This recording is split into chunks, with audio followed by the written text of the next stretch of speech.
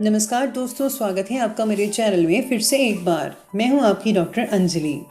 आज मैं आपको बताने वाली हूं कि एक अच्छी पत्नी के कौन से गुण होते हैं। तो आप इस वीडियो को पूरा देखिएगा। अगर आपने हमारे चैनल को अभी तक सब्सक्राइब नहीं किया है तो जल्दी से कर लीजिए, ताकि आने वाली सभी लेटेस्ट वीडियोज़ आप सबको मिलती रहें।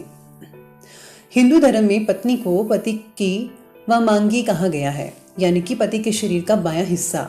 इसके अलावा पत्नी को पति की अर्धांगिनी भी कहा जाता है, जिसका अर्थ है पत्नी पति के शरीर का आधा अंग होती है। दोनों शब्दों का सार एक ही है, जिसके अनुसार पत्नी के बिना एक पति अधूरा है। पत्नी ही उसके जीवन को पूरा करती है, उसे खुशहाली प्रदान करती है, उसके परिवार का ख्याल रखती है और उसे वह सभी सुख देती है जिसके वह योग्य होता है।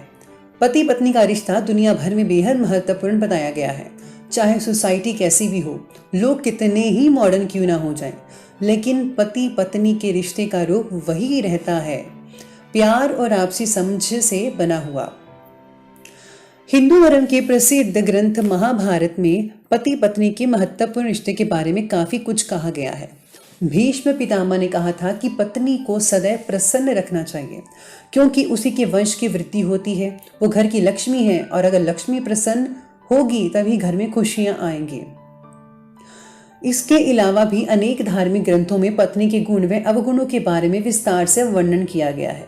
आज हम आपको विष्णु पुराण, जिसे लोग प्रचलित भाषा में गरुड़ पुराण भी कहते हैं, उसमें उल्लेख किया गया है कि पत्नी के ऐसे कौन से गुण होते हैं।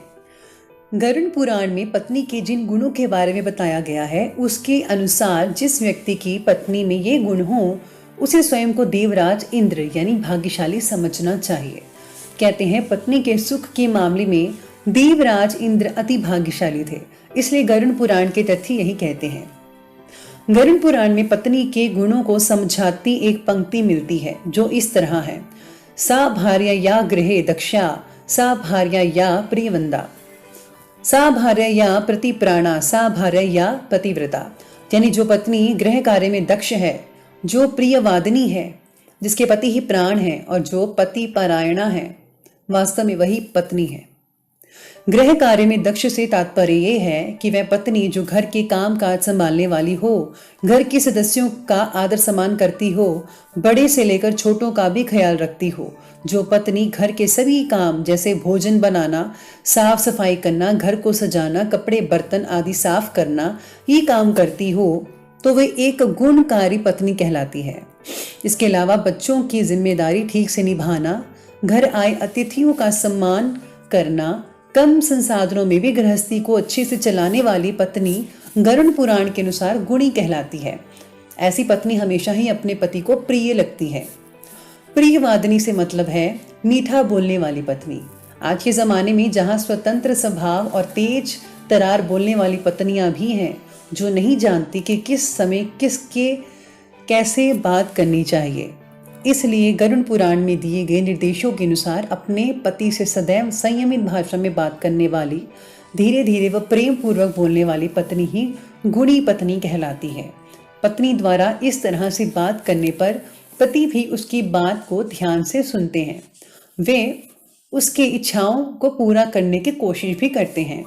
लेकिन केवल पति ही नहीं, घर के अन्य सभी सदस्यों या फिर परिवार से जुड़े सभी लोगों से भी संयम से बात करने वाली स्त्री एक गुणकारी पत्नी कहलाती है। ऐसी स्त्री जिस घर में हो वहां कलह कलेश नहीं होता है। पति परायणा यानी पति की हर बात मानने वाली पत्नी भी गरुड़ पुराण के अनुसार एक गुणी स्त्री होती है। जो पत्नी अपने पति को ही सब कुछ मानती हो, उसे देवता के समान मानती हो और कभी भी अपने पति के बारे में बुरा ना सोचती हो, वो पत्नी गुणी है। विवाह के बाद एक स्त्री न केवल एक पुरुष की स्त्री बनकर नए घर में प्रवेश करती है, बल्कि वह उस नए घर की बहू भी कहलाती है। उस घर के लोगों और संस्कारों से उसका एक गहरा रिश्ता बन जाता है। इसलिए शादी के बाद नए लोगों से जुड़े रीति रिवाज और धर्म को स्वीकारना ही स्त्री की जिम्मेवारी है। इसके अलावा एक पत्नी को एक विशेष तरह के धर्म का भी पालन करना चाहिए। विवाह के बाद उसका सबसे पहला धर्म होता है कि वह अपने पति और परिवार के हित में सोचे, वह ऐसा कोई काम ना करे जिससे पति या परिवार का अहित हो।